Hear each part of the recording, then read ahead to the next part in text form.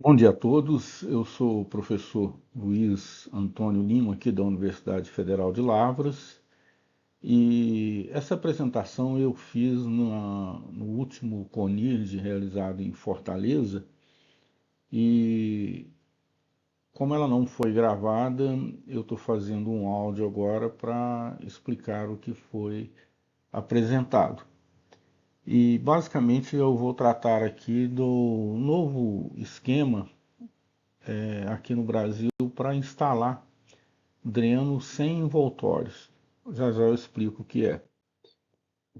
Bom, em primeiro lugar, os drenos atualmente têm sido drenos abertos, normalmente escavados com uma parede inclinada para evitar o desmoronamento e o consequente assoreamento do próprio dreno. Nós também temos a situação de drenos enterrados, em que até então nós colocamos um material envoltório, que os americanos chamam de envelope, seria um material granulado aqui ao redor de um tubo perfurado. Os drenos abertos, eles requerem para sua construção uma concha no formato trapezoidal e o acabamento fica assim. Esses drenos abertos, eles incomodam bastante o trânsito de máquinas na propriedade. Muitas vezes são construídas pontes ou simplesmente uma passagem rebaixada, como o exemplo que está na figura aqui. Os drenos, aqui eu tenho alguns exemplos, né, fabricados aí pela Tigre, pela Canaflex, e costumam vir em rolos, né, como apresentado neste caso. Mais próximo aqui a gente vê alguns orifícios, né? Existem normas para determinar o número de orifícios por metro linear de dreno e aqui durante a sua instalação como ele fica. Nesse caso existe um excesso de envoltório. Numa regra prática bem simples, nós colocamos um diâmetro para a esquerda, um diâmetro por baixo, um diâmetro para a direita e um diâmetro por cima. Bom, quando usar o envoltório? Existe um triângulo textural e ele é apresentado aqui e nós percebemos o seguinte: quando o solo é argiloso, seria o clay, né? O triângulo está em inglês, né? Os envelopes não são necessários, né? Essa recomendação é do Engineering Handbook dos Estados Unidos e ela afirma ainda que quando nós temos um solo com muito silt, né, e aí eles recomendam que o material envoltório seja aí de um pedrisco, um cascalho, né, e ele ficaria melhor. Já quando é um solo mais arenoso, né, e você poderia usar um pedrisco, um cascalho ou mesmo a manta geotêxtil. Então vejam bem, a razão por recomendar a manta apenas na situação de um solo mais arenoso, né, é porque eu imagino que não seria tão fácil destacar partículas do solo para uma possível comatação ou vedação da manta geotêxtil. E essa recomendação, normalmente no Brasil, ela não é seguida, o pessoal tem utilizado material envoltório para todo tipo de solo. Isso é o que eu tenho percebido. E aqui eu trago umas fotografias com exemplo de uso de manta, né? E essa manta é de poliéster e muitos chamam de bidim, pois era a marca comercial empregada pela Rhodia antigamente, né? A Rhodia, ela é uma empresa de origem francesa que se expandiu pela Índia também, já teve nomes aí como Union Carbide ou René Poulenc, que é o caso da França. E essa manta de poliéster, nesse caso aqui, é utilizado ao longo de um trecho da rodovia próximo a Montes Claros, né? com o intuito de separar o solo da brita que eles estão colocando aqui. Depois eles vão encaixar um dreno ao outro. Essas manilhas de concreto mal rejuntado, de modo que a parede é permeável, não são mais utilizadas. Isso é muito pouco prático, devido ao peso, às dificuldades de instalação. Aqui ao lado esquerdo eu tenho o uso da manta, né, ao redor de um dreno de 100 milímetros de diâmetro na rodovia Fernão Dias, que liga Belo Horizonte a São Paulo. Eles colocaram drenos em alguns lugares para evitar que a camada de solo sob o asfalto venha saturar e aí diminuir sua resistência à compressão, para que não fique aquele asfalto afundando, principalmente quando trafegam por ali caminhões, que é o caso. E o que nós observamos aqui, não existe pedrisco ao redor, né? Foi aplicado diretamente. Mas a manta, ela não é recomendada quando a soma do silt e a areia fina supera 45%. É preciso estar atento a isso. Essa recomendação, ela vem da literatura, lá do Engineering Handbook, e precisa ser seguida. Bom, é interessante nós compararmos diferentes áreas do conhecimento, né? Até então eu estava falando de drenagem agrícola e na hidrologia subterrânea, especificamente na perfuração de poços, né? São utilizados tubos ranhurados, né? Que são designados como filtros, né? Para poder recolher a água do aquífero, e no interior desses tubos ficam as bombas que mandam água para a superfície do solo, para fora do poço, no caso uma bomba, né? E essas ranhuras, elas têm uma definição de largura por norma. E vamos dar uma conferida nisso. Aqui está um diagrama, né? Esse diagrama ele é bastante interessante porque ele foi extraído de uma norma NBR 12212, e a primeira coisa que nós fazemos é verificar se vai ocorrer o uso de pré-filtro ou não. O que seria o pré-filtro? Seria o envoltório, é um pedrisco instalado ao redor do filtro, no caso de poços.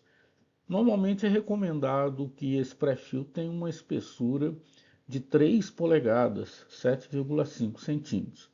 Mas existe aqui pela norma a possibilidade de não utilizar pré-filtro, ou seja, não utilizar envoltório, caso a gente venha entender que num poço ele funciona como um dreno também.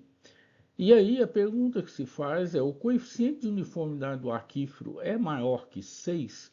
Esse coeficiente é medido pela abertura da peneira, que retém 40%, pela abertura, que retém 90%. Por isso é preciso fazer uma granulometria em jogo de peneira.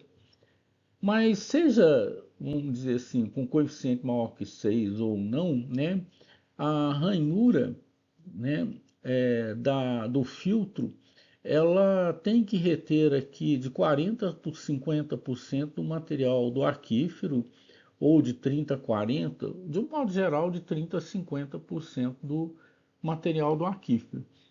Então, vejam bem, se nós temos um solo e nós vamos utilizar drenos sem envoltório, é interessante que a ranhura desses drenos seja estreita, pois assim nós conseguimos obedecer esse critério estabelecido por essa norma. Eu gostaria de destacar que esses critérios eles vieram lá das relações de Tesague, lá da geomecânica, pois ele observou em estudos aparentemente conduzidos na África do Sul, que a velocidade da água quando passa de um meio poroso para outro meio, essas mudanças de velocidade não podem ser abruptas, pois se forem, né, ou também se a velocidade for alta, ela arrasta as partículas para o interior do próximo meio, para o interior do tubo ou o interior do dreno. Bom, aqui né, um dreno, né? Esse dreno foi fabricado pela Tecduto, uma empresa de São José dos Campos, que nos ajuda muito nas pesquisas. E vejam que neste caso a ranhura ela é uma espécie de um corte à faca. Tanto é que eles estão designando esse tubo como KC, Knife Cut. E a água para entrar nessa ranhura, ela entra com velocidade menor. Como ela tem velocidade menor, pois é difícil, não é tão fácil entrar assim, ela não tem capacidade de arrastar partículas do solo. Por isso ela evita o uso de envoltório. Mas espera lá, o caso do envoltório ele é utilizado ao redor dos drenos com que sentido?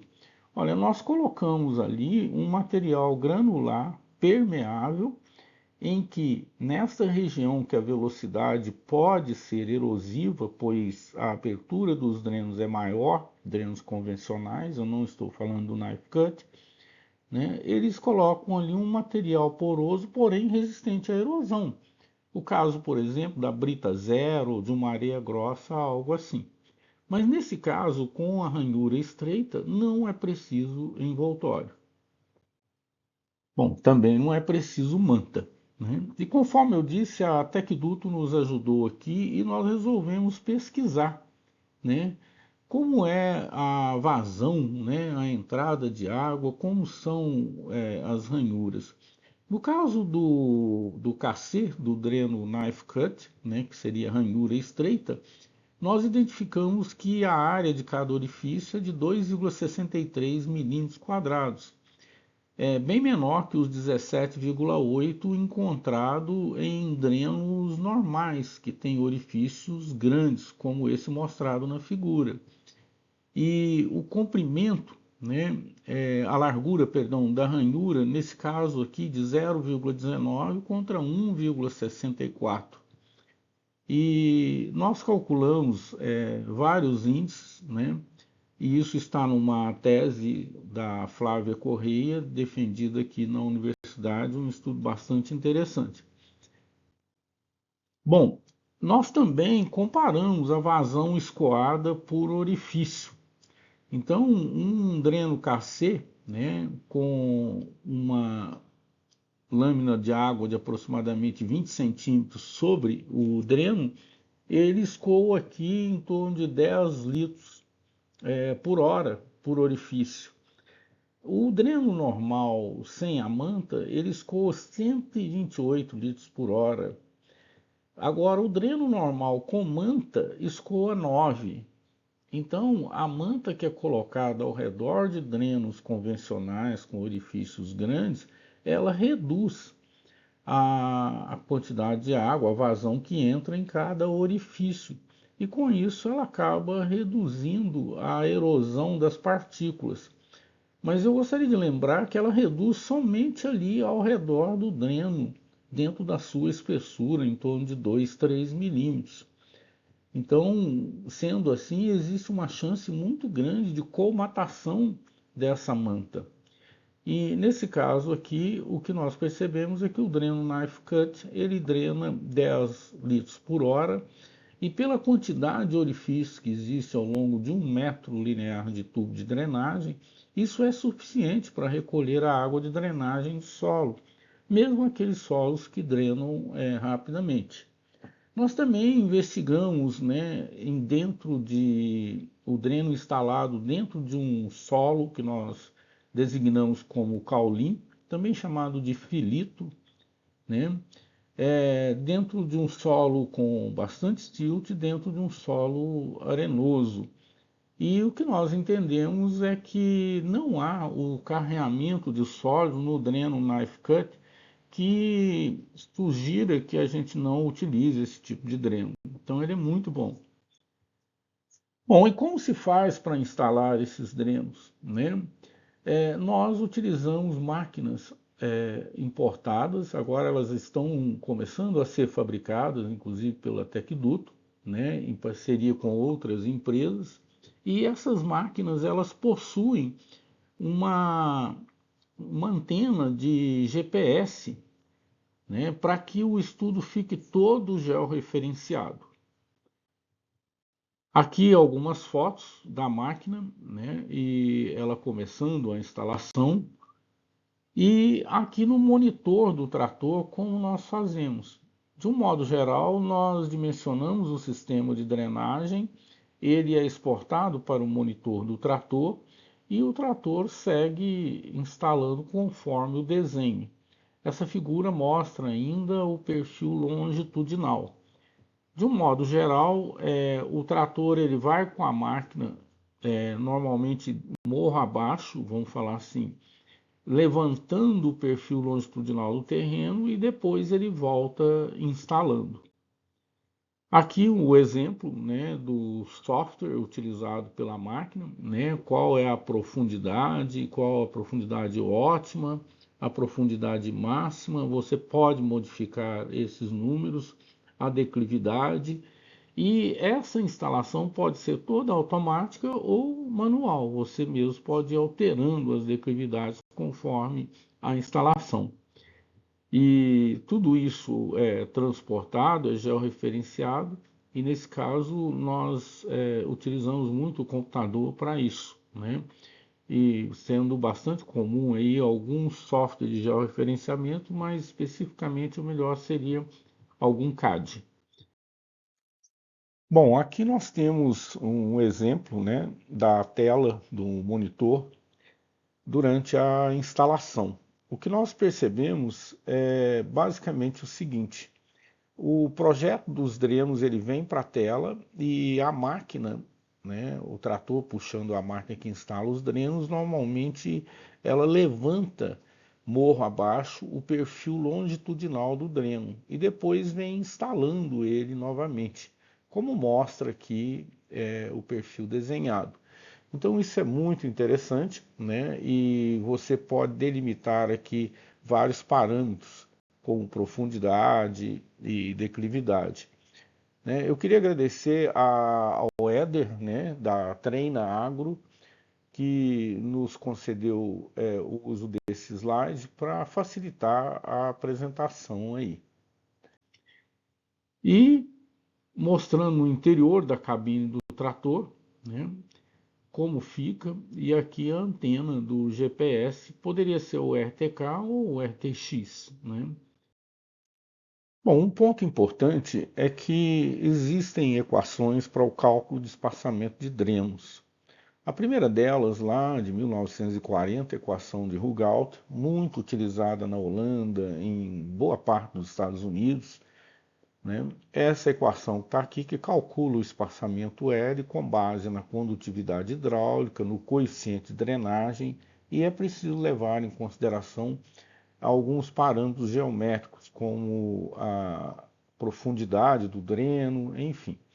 E o critério de drenagem é algo muito importante. É muito comum, por exemplo, nos Estados Unidos e no estado do Michigan, do Iowa, utilizar aí 8 a 12 milímetros por dia como critério de drenagem. Essa equação é uma equação muito utilizada em regime permanente. É aquele regime em que o lençol freático ele permanece numa posição ali. Isso é bastante adequado para lugares que a chuva é de baixa intensidade e longa duração. Não é bem o caso do Brasil. No Brasil, nós temos chuvas de regime variável, né? A chuva ela é intensa e de curta duração. Então, o lençol sobe com as chuvas, depois ele desce com a drenagem. Nesse caso, o critério de drenagem não é mais um coeficiente, e sim qual a profundidade que nós queremos rebaixar o lençol freático, né, da superfície até 30, 40 centímetros, num prazo de 3 dias, para plantas mais sensíveis, ou de 4 a 7 dias para plantas tolerantes como milho e cana-de-açúcar. Aí a equação é outra, é a equação de Glover-Dunn, que surgiu 20 anos depois, lá em 1960. Então, no Brasil, nós temos o emprego de equações que precisam ser orientadas, pois pode não ser adequado para o regime de chuva que nós temos. Aqui um exemplo, né, de chuvas que eu peguei numa estação meteorológica lá em Tocantins, em janeiro de 25, né, e mostra claramente que a chuva não é permanente. Um dia chove muito, outro dia não chove, né? E aqui nós temos um mais detalhado, né, ao longo da semana, e fica aquela dúvida, né? Nós vamos utilizar a equação do regime permanente ou a equação do regime variável? E o software importado que vem com a máquina, ele usa a equação de Rugault. Então aqui mais um exemplo, né? E o software para o projeto, no caso aqui a Trimble, ela tem o WM Farm Drainage, né? O WM vem de Water Management, ou seja, o manejo da água. Esse software é bastante utilizado para drenagem e escoamento superficial também. E é fácil você perceber as declividades no terreno e já deduzir as linhas de fluxo e com isso orientar os drenos, né? Os drenos eles precisam de uma declividade longitudinal, o mínimo seria aí meio por mil, né? E não é difícil projetar.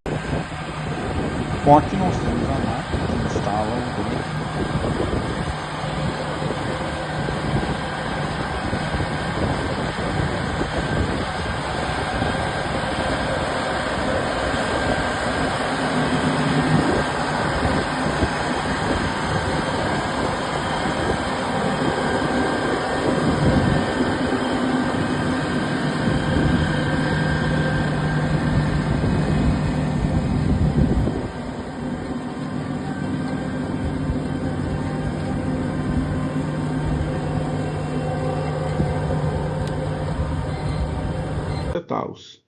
Agora, eu gostaria de lembrar o seguinte: existe na agricultura o uso de pesticidas, são os agrotóxicos ou defensivos, né? E como fica o movimento deles, né? Olha só, existe um índice chamado Groundwater Ubiquity Score. Esse índice ele calcula, índice GUS, né? Qual o potencial de contaminação da água subterrânea? Eu tenho aqui um exemplo do glifosato, né? E que tem solubilidade relativamente alta e o GUS dele é 0,29. O cálculo leva em consideração a meia-vida do produto, ou seja, quão rapidamente ele se degrada, e o coeficiente de adsorção carbono orgânico. O caso da drenagem agrícola com drenos enterrados, que é o que nós recomendamos, o glifosato ele tem que passar pelo solo, ele vai ser dissolvido e o solo atua como se fosse um filtro. E aí vem a pergunta: e como ficam drenos abertos? Se eu pulverizo a lavoura, o vento pode arrastar partículas que vão cair diretamente sobre a água. Por isso, se drenos abertos forem utilizados, e eu gostaria talvez de restringi-los à figura de dreno coletor apenas, né, que haja uma faixa buffer do lado esquerdo ou direito, né, sem aplicação de defensivos, para que não caia na água e vá rapidamente para o córrego. Agora, no caso dos drenos enterrados, não. Se nós aplicamos defensivos, a gente sabe que ele será bastante filtrado pelo solo. Cabe lembrar que alguns defensivos têm GUS alto, como por exemplo o inseticida cujo princípio ativo é o tiametoxan. Bom, conclusões e possíveis desdobramentos de todo esse trabalho que a gente tem feito. Em primeiro lugar, né, drenagem requer outorga, né? Alguns estados, né, aparentemente não. E drenagem consome água? Tá? Aparentemente não, né? E quando você faz um processo de outorga, alguns estados eles definem muito bem o roteiro que deva ser seguido para a elaboração do relatório técnico. Isso se chama termo de referência. E o que eu tenho observado é que os termos de referência, eles são antigos, eles consideram quase que tão somente a existência de drenos abertos. Tanto é que falam em talude da parede do dreno, E se eu vou instalar drenos com essa máquina, drenos mais modernos como o Knife Cut, não faz sentido ter de referência constar essas informações. Então eles precisam ser atualizados. E conforme eu disse, dreno aberto somente como coletor e com faixa buffer sem pulverização, porque eu não quero levar pesticidas para a água de drenagem que alcança rapidamente os córregos.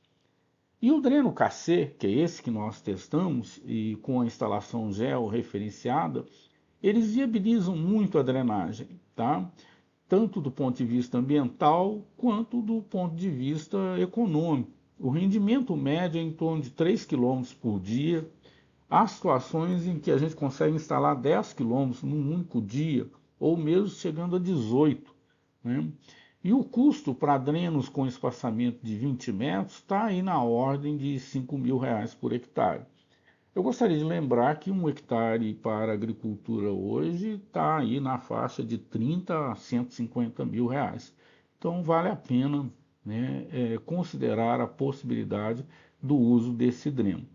Finalmente, eu gostaria de agradecer a Tecduto, principalmente, né, pela fabricação do material que nós testamos, pelo apoio, inclusive para gerar essa apresentação, né? E eles estão desenvolvendo mais ainda outros produtos e isso vem viabilizar, né, o uso racional, o uso inteligente da drenagem no Brasil.